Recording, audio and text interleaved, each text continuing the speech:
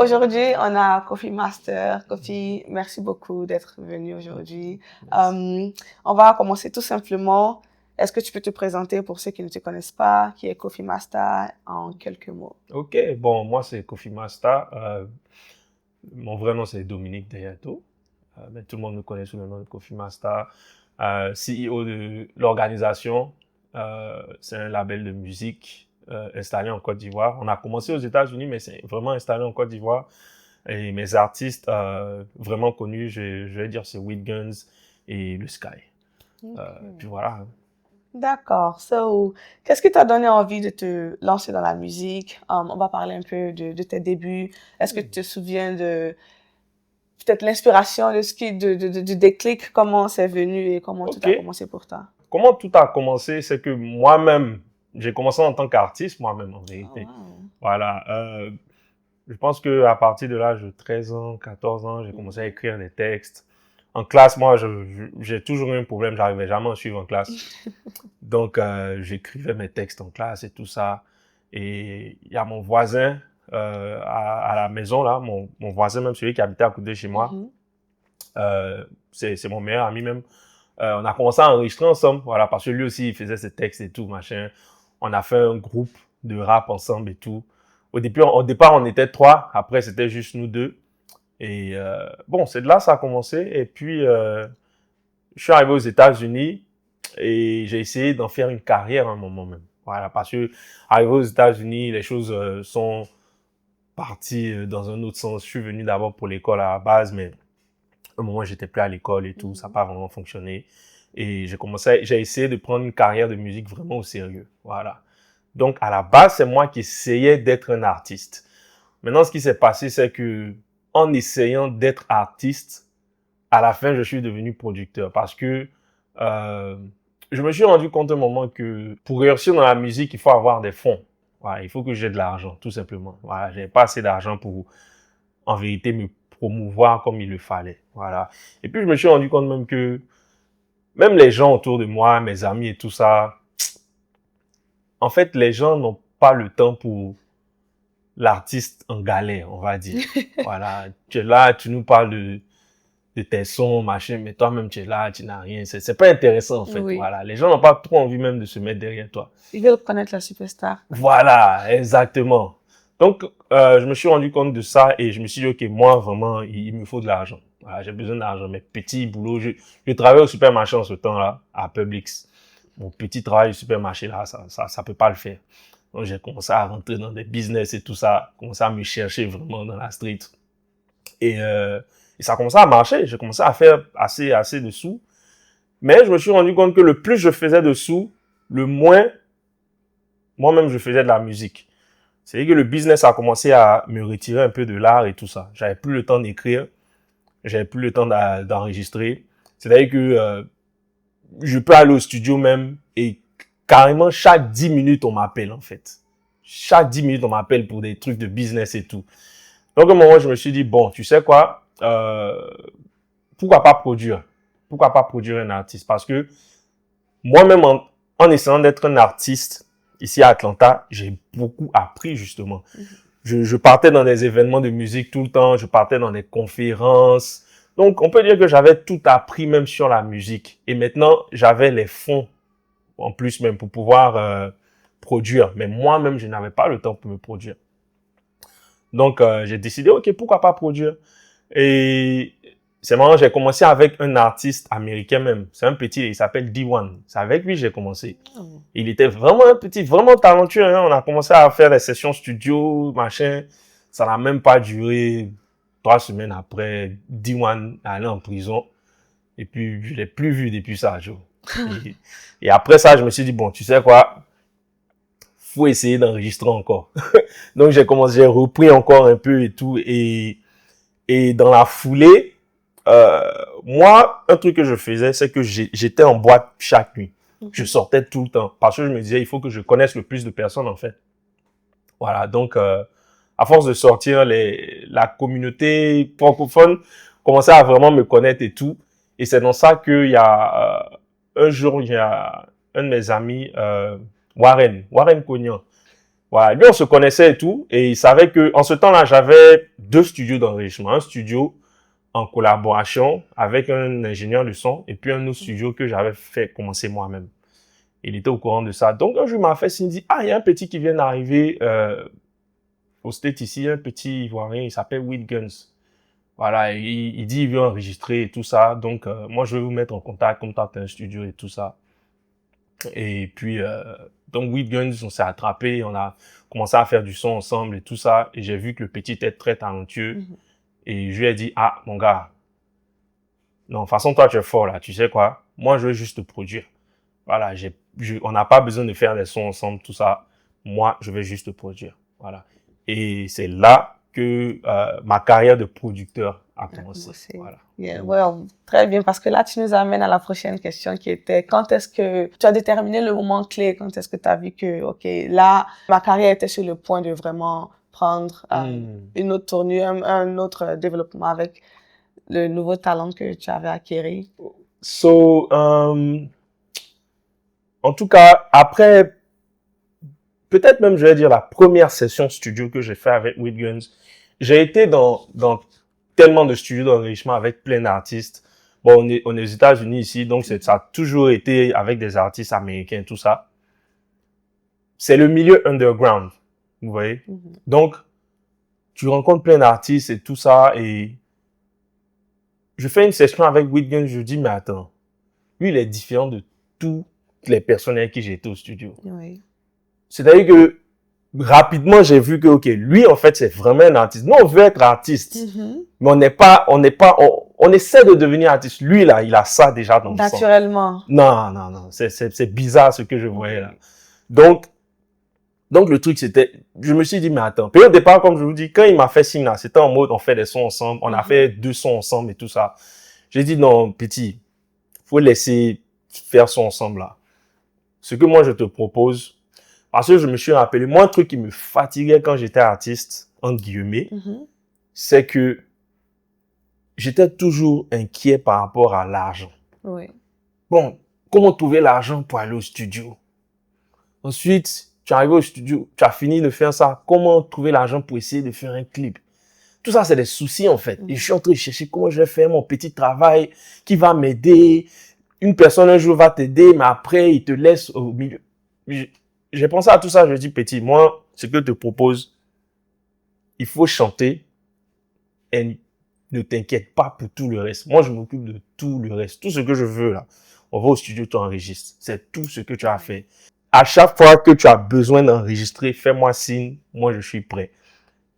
Comment mettre les sons sur les plateformes, tout ça, là, tu n'as pas besoin de t'inquiéter pour ça. Tout ce que tu as fait, parce que moi, en tant qu'artiste même, j'ai vu que quand tu commences à penser à tout ça, là, ta créativité n'est plus là, en fait. Ton esprit n'est plus libre. Oui, ayant vécu la même situation, toi-même, donc tu étais vraiment bien placé pour ça. Moi, je dis toujours que mon expérience en tant que quelqu'un qui essayait de réussir dans la musique, c'est ça qui m'a formé à devenir un producteur. Ouais, tu me tires le mot de la bouche. Voilà. Donc c'est ça. Et donc, je lui ai dit, voilà, moi, je gère tout. Et c'est de là que ça a commencé. Et le déclic, en tout cas même, c'est quand on a commencé en 2017, With Guns et moi. Et ce que je me suis dit, c'est que bon, on fait de la musique pour les Ivoiriens, mais on est aux États-Unis. Donc, on n'a pas la présence physique sur le terrain. Donc, tout ce qu'on peut faire, là, c'est utiliser Internet pour être le plus visible possible. Donc, étant donné qu'on ne nous voit pas là-bas, là, ma stratégie, c'était qu'on doit nous voir tout le temps sur le téléphone, sur l'ordinateur. En tout cas, on doit nous voir tout le temps. Donc, ce qu'on a commencé à faire, c'est de sortir le plus de visuels possible. Chaque mois, on sortait un clip. Chaque mois. C'est-à-dire que un jour, j'ai calculé, je pense que en un an, on a sorti 20 visuels sur YouTube. Wow. Clip, une petite vidéo de freestyle ici. À un moment, lui et moi, on avait commencé à s'interviewer, lui et moi.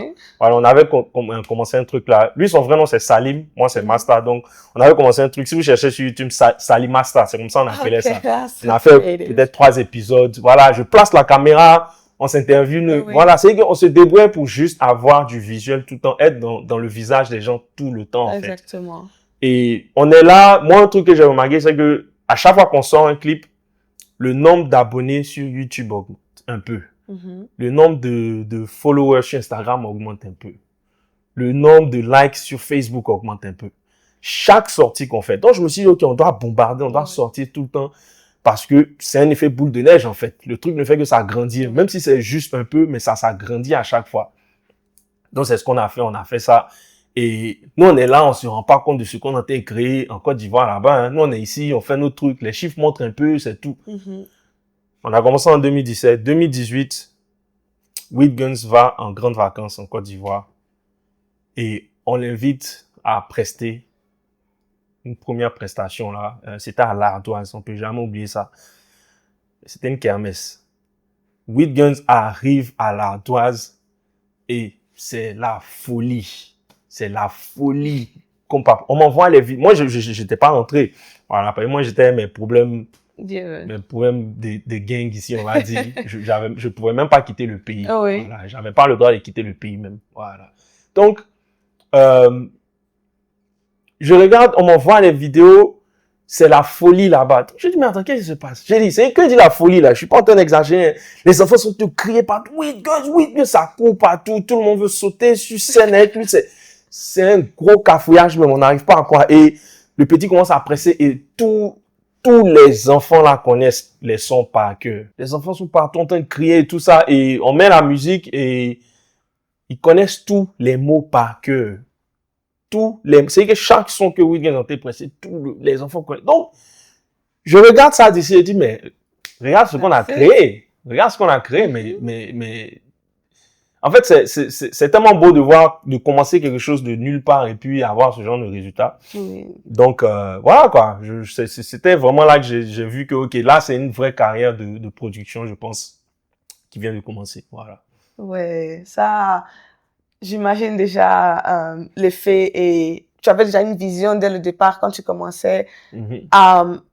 Starting with yourself, quand tu te vois en tant qu'artiste, on peut aller même jusqu'à en arrière au moment où tu écrivais les textes. Exactement. Jusqu'à, tu vois déjà l'évolution et je me dis que là, quand tu vois cet artiste et tu vois l'effet qu'il a quand il retourne dans son pays, il retourne en Côte d'Ivoire et tu te dis, wow, that's it, on va envoyer ça to another level. Et moi, en tout cas, une des choses dont je suis le plus fier, en tout cas, c'est la décision de moi-même me mettre en arrière pour mettre quelqu'un en avant. Parce que, je vais vous dire ça, c'est pas une décision qui est très facile. Je connais des gens même, je connais certaines personnes, je vois des qualités qu'ils peuvent apporter dans l'industrie de la musique, mais ils veulent être artistes.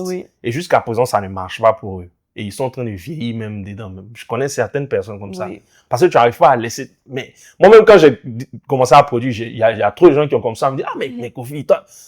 Donc, tu as arrêté la musique toi-même, quoi. Genre, mais nous, on aimait tes sons. Je dis, Joe, les gars, ça, ce qui est là, c'est autre chose. Est-ce que tu vois? Donc, c'est une décision jusqu'à présent dont je suis vraiment fier, en fait, d'avoir décidé, OK, tu sais quoi, ce que tu as appris même là, en vérité, c'était pour appliquer sur les jeunes, sur le futur. C'était pas pour toi, en vérité. Oui. Donc, voilà, quoi. Ouais, ça, c'était une décision, je peux dire, même très décisif, faut ne pas me répéter. Parce que on voit beaucoup d'artistes, comme tu l'as dit, on voit beaucoup d'artistes qui sont pas successful parce que ils n'ont pas compris que, OK, j'ai cette connaissance-là, j'ai ce talent-là, mais c'est peut-être pas pour le focus sur moi, c'est plutôt pour le focus sur un autre artiste et voilà comment je deviens successful. Voilà. Souvent, tu sais c'est quoi ta passion, mais ça prend du temps de découvrir quel rôle tu as à jouer dans cette passion-là. That's the key. Donc, that's the key. Moi, j'ai trouvé mon rôle et je suis bien. Well, on va ça venir déjà. Maintenant, on va passer un peu sur une question un peu plus générale sur quelle est ta vision sur l'industrie musicale, quel regard est-ce que tu portes sur l'environnement musical aujourd'hui. Est-ce que tu trouves que ça évolue dans la bonne direction? Ça c'est absolument. En tout cas, l'industrie en Côte d'Ivoire, ça évolue absolument dans la bonne direction. Il y a des choses, je dis, c'est pas parce que j'ai envie de me lancer des fleurs. Mais franchement, moi, ma petite personne qui suis ici là, j'ai joué un gros rôle dans l'évolution de l'industrie là-bas, en fait. Et pourquoi je dis ça, c'est que quand j'ai commencé à travailler avec WeedGuns, personne ne streamait en Côte d'Ivoire. Personne, les gens savaient pas c'était quoi les plateformes, personne ne streamait. Le modèle qu'ils avaient là-bas, c'était YouTube. Faut faire un single, faut faire un clip, faut mettre sur YouTube, et puis c'est tout. C'est comme ça, tout le monde travaille là-bas. C'est que tous les rappeurs, et je dirais pas juste les rappeurs, les artistes en général, parce que tout ça, ça vient du coupé-décalé même. Voilà, c'est que il faut faire un son, faut mettre sur YouTube, et puis voilà, faut que ça pète en boîte et tout. Et puis c'est ça. Nous, quand j'ai commencé à travailler avec WeedGuns, lui, ce qu'il faisait, lui, son truc, c'était SoundCloud. Voilà, lui, il sortait. Lui, ce qui m'a plu chez lui, c'est que lui, il avait déjà la culture américaine. C'est-à-dire que, au moment où on s'est rencontrés, lui venait de sortir une mixtape sur SoundCloud. Et ça, c'est des choses que les gens faisaient pas vraiment en Côte d'Ivoire. Voilà. Il y a peut-être Kiff No Beat, ils ont fait des mixtapes et tout, mais c'était pas vraiment la culture. Et lui, il a créé une grosse fanbase sur SoundCloud. Donc, à vous deux, on peut dire que vous avez envoyé une perspective un peu plus fraîche parce que lui-même, en fait, quand on a commencé à travailler ensemble, le premier projet qu'on a fait ensemble, là, il voulait, lui, l'habitude de mettre ses trucs sur SoundCloud. Donc, lui, il voulait juste mettre sur SoundCloud. Et je lui ai dit, mais petit, on est en train de dépenser l'argent comme ça pour faire les trucs là. Mais on peut pas passer notre temps à donner les trucs gratuitement aux gens. Il y a les plateformes, en fait. Il faut qu'on mette les projets sur Apple Music, sur Spotify. Et ça, là, c'était le combat en moi. Et puis, WeedGuns, il me disait, non, mon vieux, si on fait ça, on est foutu. Les gens vont pas écouter. On doit mettre sur YouTube. On doit mettre sur SoundCloud. Mon vieux, si c'est sur les plateformes seulement, on est foutu. Je lui ai dit, OK, ce que je te propose, on met le truc sur SoundCloud pour tes gens qui te suivent déjà. Mais on met aussi sur les plateformes. Et puis, on va pousser même sur les plateformes là. Mais ça, c'était en 2018 quand on a sorti le projet, entre parenthèses. C'est le nom du projet. Mais plein de gens étaient fâchés. Mais pourquoi le truc est sur, il y a des gens qui savaient pas que c'était sur SoundCloud. Puisque on faisait pas la promo. Moi, j'ai dit, on va pas faire la promo de SoundCloud. On va déposer là-bas. Ceux qui veulent aller là-bas, c'est leur problème. On a mis sur les plateformes. Ah, mais nous, on n'a pas Spotify en Côte d'Ivoire. On n'a pas Apple Music. On n'a pas telle chose, telle chose. Donc, les gens se plaignaient. Et moi, j'arrêtais pas de dire, Joe, c'est leur problème. Ils n'ont qu'à se débrouiller. Ils vont se débrouiller pour écouter les sons comme ils peuvent sur les plateformes. Mais ce que je faisais au moins, c'est que de la manière, effectivement, l'accès, il n'y avait pas beaucoup d'accès aux plateformes là-bas. Je me disais, au moins là, on va faire beaucoup de clips. C'est pour ça c'est une autre raison pour laquelle je disais, on faisait un clip chaque mois. Donc, au moins, ceux qui ne peuvent pas écouter sur les plateformes, ils découvrent un clip du projet chaque mois. Oui. Voilà. Et après, on a sorti un album, même chose, sur les plateformes. En 2 ans, on a sorti 3 albums, je pense, en 2 ans. Entre parenthèses, non, et puis correct. Je vous dis que, en ce temps-là, personne ne sortait même dans le rap. C'était que les singles. Et c'était sur YouTube. Nous, on a fait ça, on a enchaîné jusqu'à... C'est nous, les gens disaient, mais pourquoi vous faites ci, pourquoi vous faites ça? Mais aujourd'hui, là, si tu sors un projet en Côte d'Ivoire, si tu sors même un single, par exemple, tu mets sur YouTube et tu mets pas sur les plateformes, les gens disent, mais pourquoi c'est pas sur les plateformes? On veut écouter sur les plateformes. C'est-à-dire qu'on a changé, on a modifié la culture. J'ai vu une fois des gens faire un podcast en Côte d'Ivoire même et parler de cette culture d'album qui est là maintenant, de streaming. Et ils ont attribué ça à Didi B parce que Didi B a sorti un album, je sais plus en quelle année, mais il a sorti un album qui a fait beaucoup de streams, machin, tant. Et ils ont dit que voilà, lui, il a apporté une culture. Je dis, mais non, c'est chez nous, il a pris ça. Oui. C'est chez nous, il a pris. Parce que quand on sortait les projets sur les plateformes, eux, ils étaient encore sur YouTube. Ils étaient encore en groupe. Voilà. Et c'était encore focus sur YouTube. Ils sortaient des projets et tout ça, mais le focus, ça a toujours été YouTube. Voilà. C'est nous, on a dit non. Moi, j'ai insisté, je dis, mais les gars, comment vous pensez que notre industrie peut évoluer si le produit principal même, on ne le vend pas? Parce que la mentalité, c'est non, il faut faire des sons maintenant, ça va prendre sur YouTube et puis essayer d'avoir des contrats avec les marques. Non. Et puis, il faut faire des shows. Je dis, OK, c'est bien beau tout ça, mais ça, c'est les produits, ça, c'est les revenus dérivés en vérité. Mais le produit principal qu'on vend, le produit principal, c'est la musique. Oui. Mais on doit vendre la musique. Doit la vendre, oui. Voilà. c'est vrai, il y a Internet qui est venu, ça a mélangé les choses, mais avant qu'il y ait Internet, là, on vendait les disques, Oui. on vendait les CD, on vendait les cassettes. Voilà que aux États-Unis, les gars ont trouvé un système, dans le monde entier, même dans le monde occidental, Oui. ils ont trouvé un système pour revenir à la vente de musique, c'est les streams. Oui. Mais on va pas rester en arrière et puis, non, mais c'était un combat, hein, les gens étaient fâchés. Non, mais pourquoi?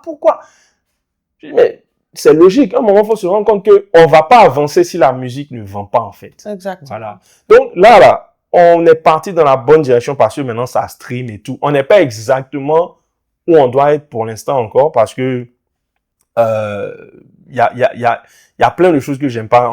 On peut dire au niveau des streams, là, il y a certaines plateformes qui ne payent pas vraiment, que les gens utilisent beaucoup, par exemple, qui font que les revenus ne sont toujours pas où ça devrait être, à mon avis. Oui. Mais on est parti vraiment dans le bon sens. Voilà. Les gens streament maintenant. Ça, c'est une grosse victoire. Juste le fait qu'il y a la culture du stream. Les gens vont plus juste download les sons sur YouTube et tout ça.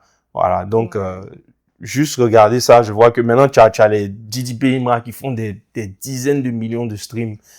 On est parti dans le bon sens. Oui, les gens ont fini par s'adapter à l'innovation, l'évolution avec la technologie, tout ça. Absolument. Parce qu'effectivement, c'est comme si back then, toi, tu avais déjà cette vision-là de, hey, le fait que, et ça même, ça a été un avantage pour vous, le fait que vous n'aviez pas la présence physique, voilà. même au niveau de votre audience. Donc, ça fait que vous avez dû vous adapter et avec ça, en même temps, utiliser la technologie, c'est que vous aviez sous les mains et tu vois, le public a fini par s'adapter. Jusqu'à aujourd'hui, même tout le monde ne fait que parler de stream. Souvent, tu peux transformer un désavantage en avantage. C'est un peu ce qu'on a fait. Yeah. Voilà. Et vraiment, ça me fait plaisir en tout cas de voir que ça stream maintenant. Oui. Voilà. Et donc, comment est-ce que tu vois la scène musicale aujourd'hui en tant que producteur? Comment sont les opportunités? Comment est, je peux dire, l'environnement musical pour? Bon, en tout cas, au niveau du rap, ce qui est bien, c'est que l'audience grandit maintenant. Un des gros problèmes qu'on avait quand nous on a commencé à notre niveau, c'est que l'audience était vraiment trop jeune en fait. Côte d'Ivoire à la base, c'était le coupé-décalé. Et donc, c'est les jeunes qui ont commencé à écouter le rap et tout ça. Donc, quand tu as une audience qui est trop jeune, ça fait que notre problème, par exemple, c'était que, même en matière de prestations, là, c'est comme s'il fallait toujours attendre les grandes vacances pour pouvoir avoir beaucoup de prestations, quand les jeunes sont en vacances, ce genre de choses. Ce qui est bien maintenant, c'est que l'audience a grandi. Oui. Voilà. L'audience, tu as des gens qui travaillent, tu as des gens qui sont pères de famille et tout ça maintenant, ce genre de choses-là. L'audience ne fait que grandir et grandir. Donc, ça aide vraiment au milieu même du rap à vraiment évoluer en fait. Voilà. Maintenant, je pense que les artistes font beaucoup plus de cachets, ils ont plus d'opportunités. Il y a plus de marques même qui viennent faire du branding avec les artistes et tout ça. Parce que même en matière de branding, bon, si ton audience, c'est juste des jeunes, une marque d'alcool va pas t'approcher. Effectivement. Par exemple. Voilà. Même une marque de télécommunication va pas t'approcher. Voilà. Si c'est juste les petits de 16 ans, 15 ans qui t'écoutent. Voilà. Mais maintenant, la fanbase a vraiment grandi et ça se remarque même dans les chiffres et tout ça. Donc, ça permet vraiment à l'industrie du rap de s'imposer, on va dire, en Côte d'Ivoire. Et je pense que maintenant, je pense qu'on est vraiment au stade maintenant où je pense, hein, si je me trompe pas, je pense que le rap est vraiment la musique la plus écoutée finalement en Côte d'Ivoire. Oui. Je pense bien. Parce que quand je regarde les charts, que ça soit sur Boomplay, que ça soit sur Apple, quand je regarde le top, Imra, DDB, Suspect, ils sont toujours dans le top. Donc, c'est vraiment ça. Il y a quelques années, les gars étaient pressés. On disait déjà, oh, le coupé-décalé est mort. Ça, c'était pas vrai. Oui. Mais maintenant, je pense qu'on y est maintenant. Le coupé-décalé est vraiment... Voilà. Je vais pas dire que maintenant, le coupé-décalé est mort. Oui, mais il est toujours à la base c'est juste qu'il s'est adapté avec la nouvelle génération, voilà, on peut dire. Voilà. La nouvelle génération a adapté le coupé-décalé avec le rap. Oui.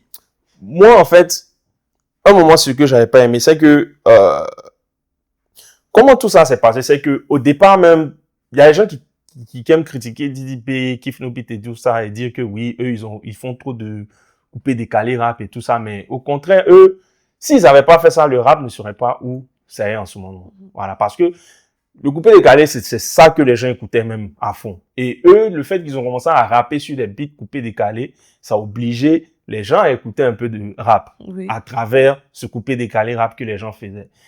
Maintenant, après, ça a commencé à transitionner. Et moi, je pense que ce qu'on a fait avec With Guns, ça a beaucoup fait révolutionner même le niveau rap. Parce que avec With Guns, lui, son truc, lui, il n'est pas dans le coupé-décalé rap et tout ça. Lui, c'est trap music, du début à la fin. Et je me suis rendu compte, un truc que j'ai remarqué, c'est que quand With Guns a commencé à s'imposer, mais les gens ont commencé à s'écarter un peu du rap coupé-décalé. Les gars ont commencé, tout le monde a commencé à faire du vrai hip-hop et tout ça. Et mais après, il y a eu une autre période encore, la période Maïmouna, voilà, où tout d'un coup, on a commencé à retomber dans le coupé-décalé. Et moi, je pour moi, cette période-là, j'étais à ça même de dire, OK, moi, je suis plus dedans, je sors de ce truc-là. Parce que je suis là, j'écoute les sons, je dis, mais les gars, on est retombé dans le coupé-décalé. Mais donc, tout ce qu'on a fait là, c'était pour rien. On est retombé complètement dans le coupé-décalé, en fait. Et de cette période-là, on est revenu finalement dans le rap. Et ça, là, moi, j'attribue ça à Imra. Voilà. C'est grâce à Imra qu'aujourd'hui, on est de retour dans le rap. Voilà. Lui-même, là, shout out to Imra. Parce que si c'est pas à cause de lui, moi-même, là, je commençais à sortir du business même. J'étais découragé.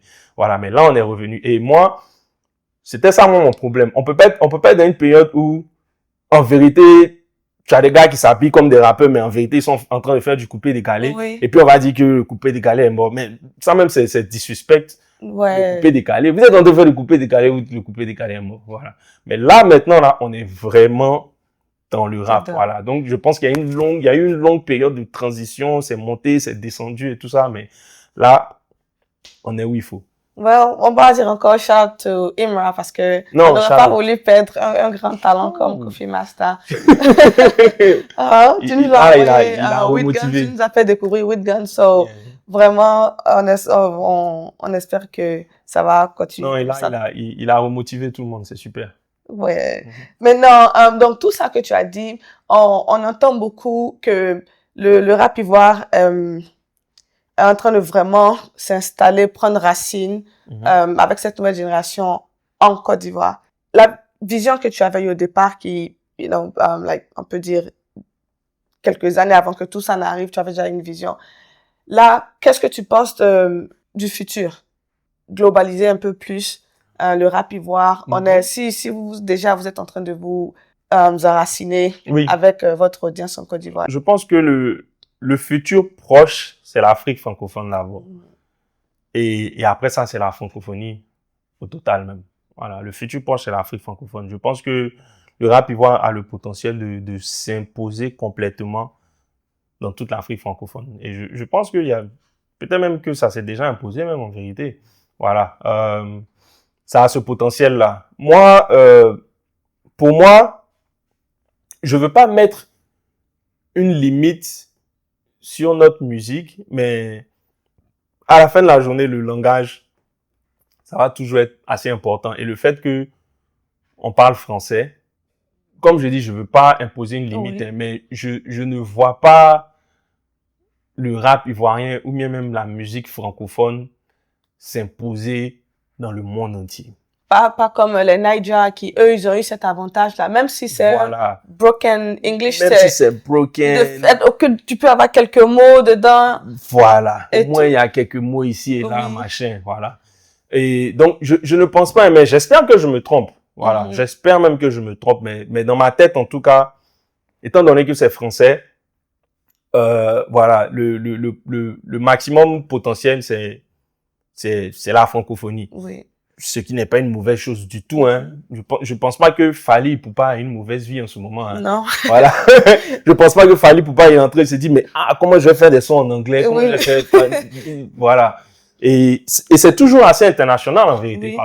Parce que la francophonie, même, c'est un peu partout. C'est pas aussi grand que, le marché américain, qui est carrément mondial, mais Fally Ipupa, il vient faire des concerts aux États-Unis parce qu'il y a plein de francophones ici. Donc, moi, c'est le futur que je vois pour le rap ivoirien, justement. Que le meilleur rappeur en Côte d'Ivoire devienne le prochain Fally Ipupa. Oui. Voilà, c'est lui qui va remplir Bercy, c'est lui qui va venir faire même des concerts même aux États-Unis, dans le monde entier en fait pour l'audience francophone. Oui. Voilà, je pense que je pense vraiment que c'est ce qui va se passer dans le futur. Parce qu'on a vu par exemple des artistes comme Salif Keita. Voilà. Youssou N'Dour, voilà. Alpha Blondy, qui Exactement. sont allés, qui ont pu avoir une audience en dehors même de leur pays. Eux, et c'est même pas encore la francophonie. Ici, il y a peu de gens qui parlent le français. Il y a encore moins de gens qui parlent le Bambara, par exemple. Donc, s'ils ont pu faire ça, on peut peut-être copier un peu sur eux. Oui. Et comme tu l'as dit, on ne limite pas, on ne limite pas les goals, les objectifs, mais step by step. On peut y arriver. Et moi, ce que je constate, c'est que le plus on est authentique à nous. Effectivement. C'est bizarre, mais le plus ça prend le reste du monde. Oui. L'erreur qu'on faisait avant, nous, dans notre temps, avant, là, quand on essayait de rapper, là, on voulait plaire aux Français. Voilà. On essayait de choquer dans le rap, on essayait d'utiliser l'argot français, les mots français. Ça, c'était notre travail même. Comme si nous-mêmes, là, on vit à Paris dans le 9-2. Aïe, Joe. Moi, je suis jamais arrivé en France là-bas. Mais faut écouter nos textes. On est là bref. Et je constate que non, le plus on est authentique. Et tu as parlé des Naija tout à l'heure, mais justement, eux là, ils sont au maximum de l'authenticité. Oui, c'est leur authenticité, mais voilà. Et c'est ça qui prend le monde. Donc, c'est l'erreur qu'on fait. Et je profite même pour justement parler de ce sujet-là, pour parler de mon deuxième artiste, le Sky. Oui. Voilà. Et lui, le Sky, son niveau d'authenticité même, c'est abusé en fait même. C'est-à-dire que lui, quand j'ai commencé à le produire, parce que, par exemple, Weedguns est un peu plus, quand tu écoutes du Weedguns, il a toutes les expressions ivoiriennes, machin, mais c'est un peu plus polished. Oui. Voilà, je peux pas trouver le mot en français pour ça. Parce que tout le monde peut un peu comprendre. Voilà. C'est pas pur noussi. Voilà. Mais le Sky comme ça là, lui c'est brut. Tu vois. Voilà, le Sky c'est un petit Adjamé, lui il va venir, il va pas chercher à mâcher ses mots, c'est brut comme pas possible. Et quand j'ai commencé à le produire, moi j'ai vu le talent en fait. Moi c'est le talent que j'ai vu en même temps direct. Et quand on a commencé à faire de plus en plus de sons, moi je me disais ça là même là, ça commence à faire peur hein, parce que le petit, les choses qu'il dit là vraiment, est-ce que ça va pouvoir vraiment marcher même. Mais je dis non, allons-y seulement. Et je vois que le truc a pris rapidement en fait, rapidement. Donc c'est que les textes même, les trucs que le petit sont en train de dire, les trucs que le petit même est en train de dire, c'est des choses que tu te dis non. Il y a des gens qui vont dire non, ça on peut pas écouter ça. Mais du jour au lendemain, je vois que ça a pris comme pas possible parce que les petits même des quartiers et tout ça là, ils se reconnaissent vite dedans en fait. Oui, exactement. Voilà. Tu as tout à fait dit le mot. Ils se reconnaissent dedans, oui. Et ça commence dans le quartier et puis après ça prend le reste du pays. Voilà, c'est comme ça.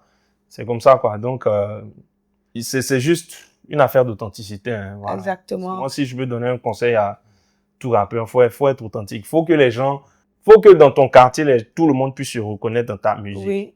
Voilà. Et que tu as ton authenticité et puis tu apportes quelque chose en même temps de nouveau. Par exemple, ceux qui se reconnaissent dans ta musique, il y a ça. Et pour ceux qui ne se reconnaissent pas forcément, c'est quelque chose de nouveau. Exactement. Parce que récemment, on avait une conversation comme ça. On parlait d'un artiste, il est américain et indien. Et dans son clip, il y a que du naturel. Il n'a pas porté de Gucci, il n'a pas porté de brand. Il a juste porté un simple t-shirt et un pantalon et des sandales. Et il est, je sais pas vraiment si le clip a été tourné en Inde, je pense, mais tout ce qui est dedans ne rapporte que de la culture indienne. Okay. Tu vois par exemple, si c'est la lutte, si c'est un enfant en train de poursuivre une vache, en fait. Et tu sais, ses clips, c'est des millions de vues. Il y a tellement de vues. Et il il y a rien dedans. Parce C'est que authentique. les gens regardent pourquoi? Parce que c'est authentique.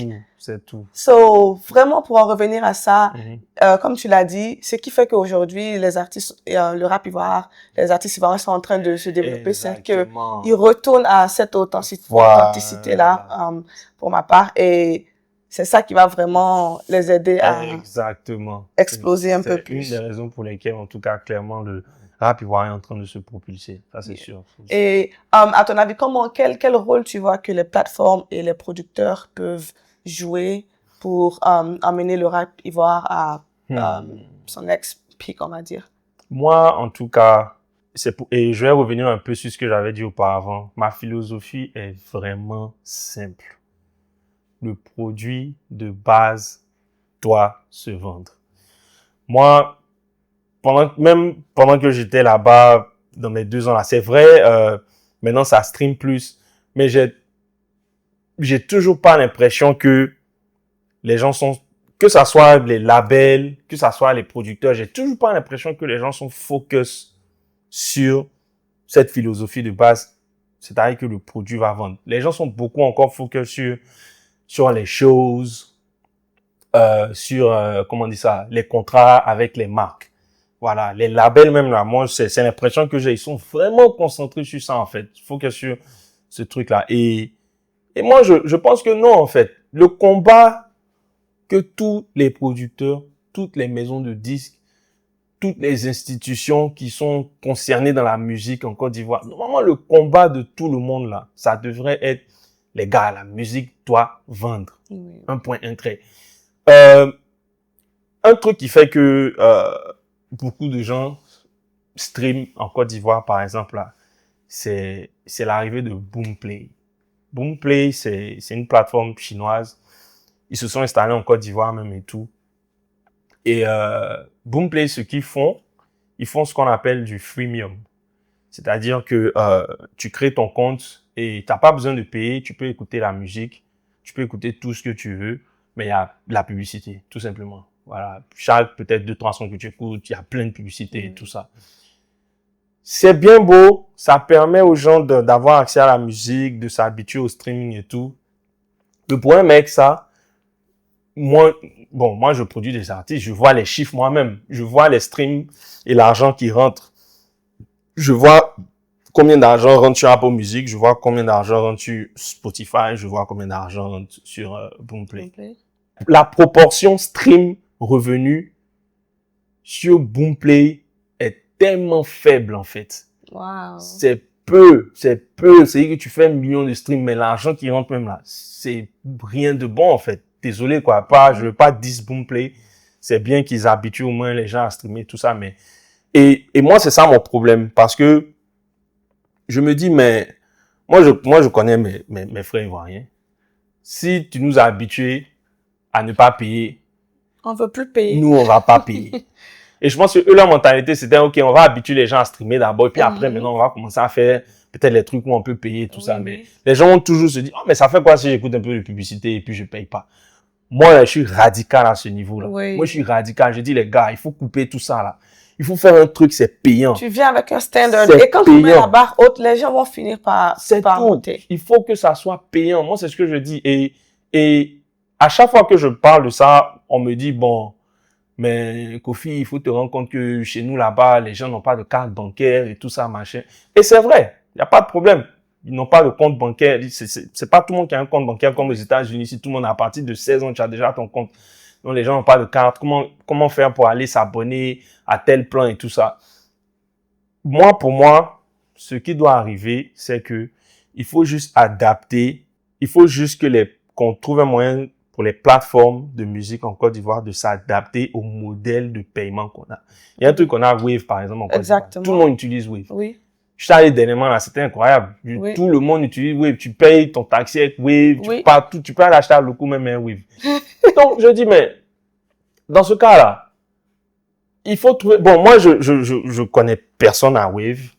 Je connais pas les dirigeants de Apple Music, mais les gars, vous, ceux qui sont les grandes personnes là-bas, là, les gens qui sont à des grands niveaux, là, mais débrouillez-vous pour créer pour ces connexions et puis gérer ça, Joe. Parce que ça va faire avancer le pays, en fait. Ça va faire avancer l'industrie. Et il faut juste trouver un prix qui est adaptable à tout le monde. Exactement. Voilà. Tu vas pas venir dire aux gens de payer 10 000 par mois pour écouter la musique. Mais si tu dis, je sais pas, 2 000, 2 500, tu peux pas me dire que les gens sont en boîte chaque week-end, les gens sont dans les maquis en train de boire. Mais la musique, est-ce que tu peux aller même dans maquis et puis il n'y a pas de musique? Dis-moi. C'est pas possible. OK. On est prêt à payer pour les bières, mais on veut pas payer pour la musique. Non, la culture doit changer, en fait. Et c'est certains mécanismes qui doivent être activés pour changer cette culture-là. Moi, quand j'ai commencé à dire on a streamé en Côte d'Ivoire, tout le monde me disait non, c'est pas possible. Nous, on est habitué à YouTube. En fait, il faut que les gens commencent à avoir la mentalité du changement. Oui. Un gros problème là, nous en Côte d'Ivoire, on aime faire en mode ah c'est déjà comme ça, hein. C'est ça. Mais en vérité, quand tu regardes, il y a toujours du changement. Oui. Comme je viens de te donner l'exemple Wave. Oui. Tout le monde utilise Wave aujourd'hui. Donc le changement est possible en possible. fait. Mais si il faut juste prendre le step. Wave là, eux, je suis ils ont eu la vision, les gars, on va venir imposer Wave. Tout le monde va payer avec Wave, avec son téléphone, c'est tout. Ouais. Mais il faut que quelqu'un ait la vision. Moi, j'ai cette vision, mais je ne vis pas là-bas, je connais pas les grosses personnalités non plus. Voilà, j'ai mes petites connexions, c'est tout. Oui. Mais il faut que quelqu'un ait la vision. Les gens des labels, les patrons des labels, je sais pas, les grosses institutions. Il faut que les gars aient la vision. Et j'ai l'impression que cette vision n'est pas là du tout même. Ouais. On se dit, si une entreprise chinoise a pu venir s'installer dans un pays qui ne parle pas leur langue, qui est à des milliers un différent continent et be successful, c'est pas quand même nous qui ne pouvons pas. Parce que tu as déjà la base qui est implantée. Voilà. Tu améliores juste avec les failles que tu vas, comme tu as dit, par exemple, connecter avec Wave, Orange Money, MTN Money. Il y a tous ces différents moyens. Il faut s'adapter au pays. La manière dont les gens vont streamer aux États-Unis, ça sera pas de la même manière que en Côte d'Ivoire. Aux States ici, là, tu as Spotify, tu as Apple Music. Les gens font beaucoup d'argent sur les deux plateformes. Apple Music, il y a pas de truc, comment on appelle ça, freemium. Spotify, eux, ils ont les deux abonnements. Ils ont il faut payer, il y a le gratuit où il y a plein de publicités. Oui. Malgré le fait qu'il y a le gratuit là, mais il y a des millions de gens qui payent Spotify, qui ont leur abonnement même. Oui. En Côte d'Ivoire, là, moi, je pense que si tu donnes cette possibilité aux gens là, les gens ne vont jamais payer. Oui. Mais si tu donnes les deux options aux gens, les gens vont toujours, la grande majorité va toujours aller où on ne paye pas. Ouais. Moi, je suis radical sur certaines choses. Hein. Moi, si c'est moi seul là, non, on peut plus, il y a plus de trucs gratuits en matière de stream. Tu veux écouter ton artiste préféré, on te demande juste, faut mettre ton abonnement, 2000 francs par mois. Mais adapté peut-être à différents niveaux, comme Spotify le fait, étudiant, famille, tout ça. Celui qui peut payer 10 000, il paye 10 000. Celui qui peut payer 5 000, 2 000 francs, il n'y a pas de problème, tu le fais. Une fois que tu fais ça là, moi je dis, mais moi je lis beaucoup de livres de musique et il y a un livre même que j'ai lu dernièrement qui t'explique comment l'industrie de la musique dans le monde entier a connu une crise de 1999 aux années récentes jusqu'à ce que le streaming vienne là. C'était une crise. C'est-à-dire qu'en 99, c'était à l'apogée. L'industrie de la musique était à l'apogée. Maintenant, Internet est venu, ça a tout chamboulé parce que la musique est devenue gratuite. Mais depuis que le streaming est revenu, l'industrie est remontée. Et je pense que où on est là, finalement, on vient de dépasser les chiffres de 99. Oui. Donc, c'est en train de remonter. Pourquoi? Un deuxième pic maintenant. Exactement. Pourquoi? Parce que le produit principal se vend. C'est tout. Tu peux pas être dans l'industrie du savon et puis on ne vend pas les savons. Oui. C'est tellement simple, quoi, en vérité. Tu vois, c'est un truc simple. Donc, moi, je dis, c'est ça, les gars, on doit comprendre en Côte d'Ivoire. Parce que, en Côte d'Ivoire, moi, ce que je constate, c'est que il faut forcément être la plus grande superstar. Il faut être forcément parmi les plus grandes superstars pour vivre de sa musique. Oui. Ça ne devrait pas être le cas. Ce qui devrait être possible, c'est que même si tu as ta petite fanbase, tu peux vivre de ça. C'est comme, ici, là, il y a des gens, tu les connais pas, mais ils vivent bien. C'est des artistes, ils ont 300 000 followers sur Instagram, mais le gars, il se fait 20 000 $ par mois, tu sais même pas même. Oui. Tranquille. Mais il faut qu'on arrive à ce stade où, même si tu es pas la plus grosse star, là, ta fanbase consomme ta musique.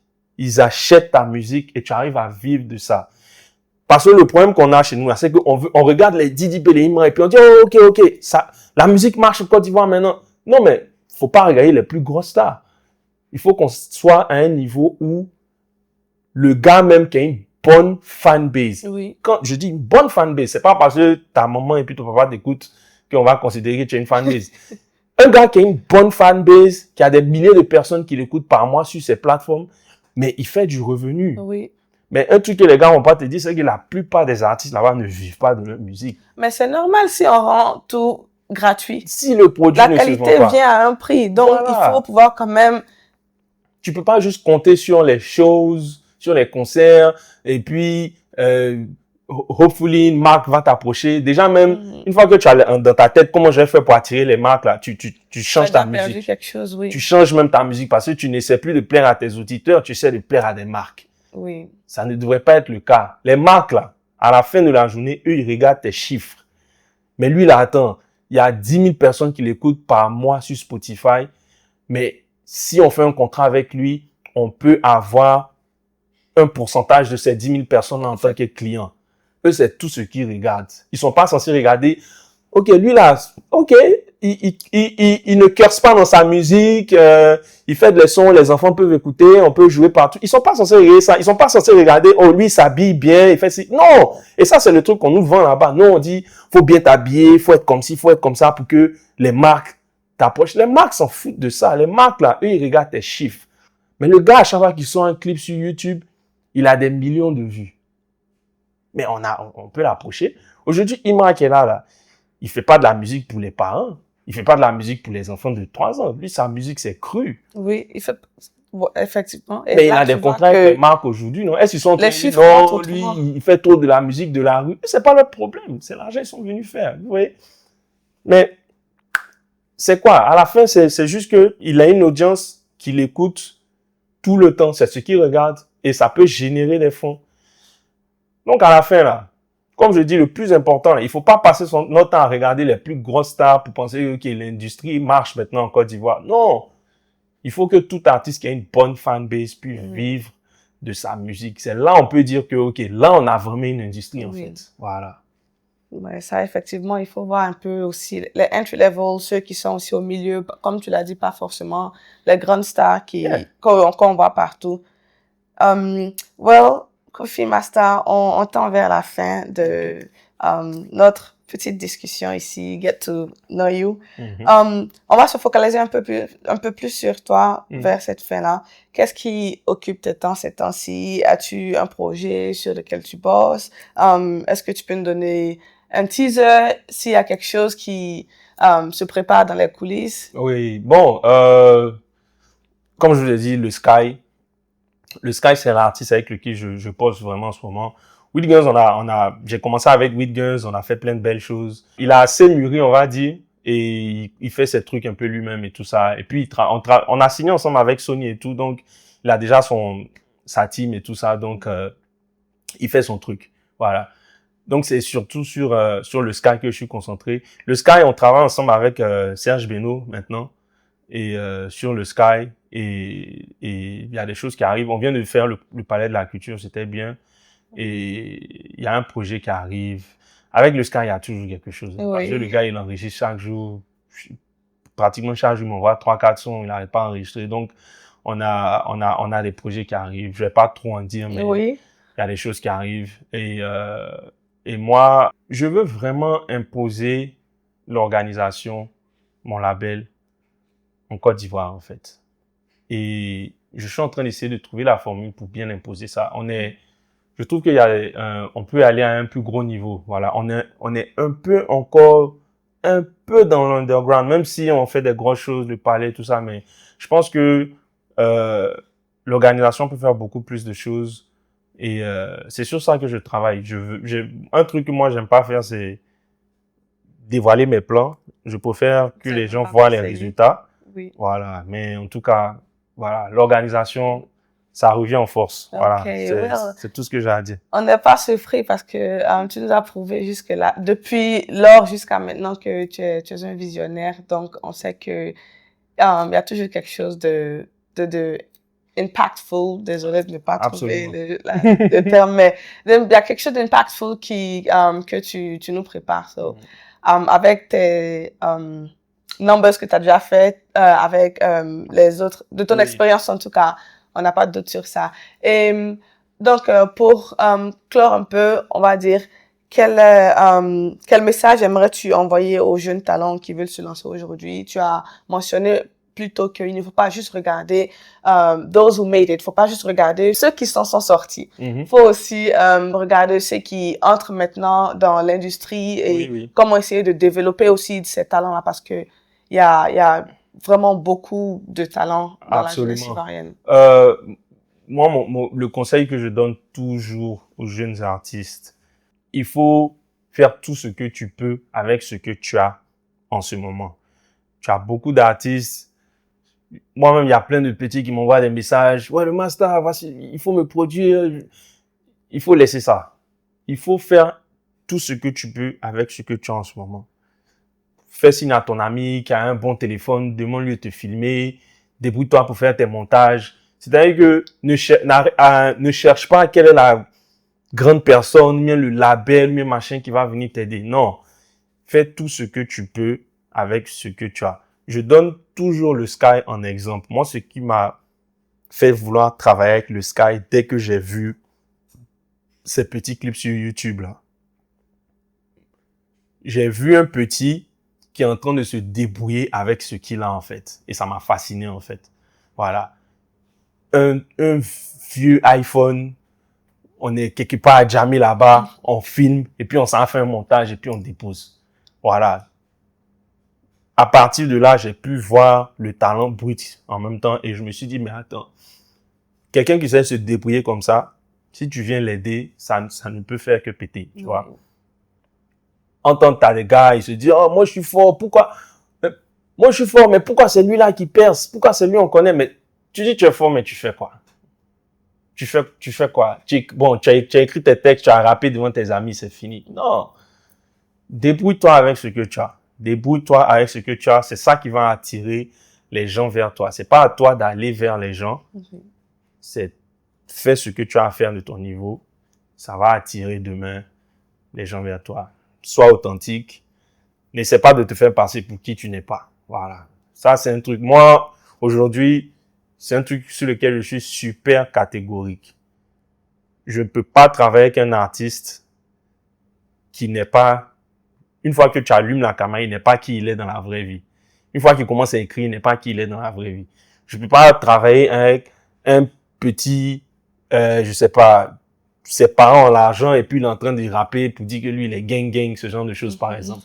Non, si tu as vraiment un talent là, même si tu n'es pas de la street, tu n'es pas de la rue, si tu as vraiment un talent d'écriture, tu vas savoir toucher les gens à travers ton talent. Oui. Voilà. Même si tu as un chauffeur qui te prend pour te déposer à l'école française chaque jour, et puis tu es bébé au lait même.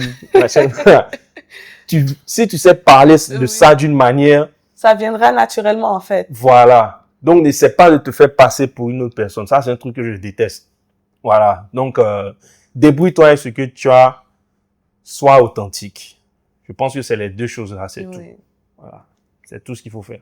Donc, moi, je voulais, pendant qu'on parlait, là, il y a quelque chose qui m'est venu en tête. Je me dis, peut-être que tu le fais déjà, I don't know, avec l'organisation, mais est-ce que, comment tu trouves de nouveaux talents? Comme tu as mentionné tout à l'heure que tu as vu le Sky, c'était sur YouTube. Déjà même, je vais corriger, le Sky, je l'ai pas découvert sur YouTube. Okay. C'est une référence. Voilà. C'est un peu comme Whitgun, c'est une référence. Voilà. Et c'est comme dans le monde du travail, hein. Tu as plus de chances, si tu appliques à un boulot, tu as plus de chances d'avoir le boulot si tu as quelqu'un qui te réfère. C'est des références. J'ai découvert Whitguns grâce à une référence, un gars avec qui je tournais beaucoup ici à Atlanta. Le Sky, c'est la même chose. C'est, comment on dit ça, un réalisateur, Derka Polo. Voilà, Derka Polo, c'est mon gars sûr. C'est lui, il a fait des clips pour nous avec Whitguns et tout ça quand j'étais en Côte d'Ivoire. Et c'est lui qui m'a envoyé le clip de le Sky un jour. Clip amateur, banal, comme pas possible. Il m'a envoyé le truc et dit, ah, le petit là, lui, il veut commencer à travailler avec le petit. Et il pense que si le petit fait un feat avec Whitguns, ça peut prendre. quand j'ai vu le clip qu'il m'a envoyé, j'ai commencé à aller fouiller, à aller voir. J'ai trouvé un autre clip amateur aussi qu'il avait fait. J'ai trouvé un son qu'il avait, un audio qu'il avait mis sur YouTube. Quand j'ai fini d'écouter tout ça, j'ai dit à Derka Polo, Derka, faut laisser ton affaire de, toi, tu es produit le petit là, on va travailler ensemble. Voilà. C'est comme ça que c'est parti. Voilà. Donc là, moi, je vais pas mentir, hein. J'ai pas, genre souvent là, les gens doivent être réalistes. C'est pour ça que je dis, débrouille-toi avec ce que tu as, ça va attirer les gens. Le Sky n'est pas allé vers Derka Polo. C'est Derka Polo qui a découvert le Sky. Parce que le Sky, quand il a sorti son petit truc sur YouTube là, les enfants ont commencé à aimer, ils ont commencé à se partager sur WhatsApp.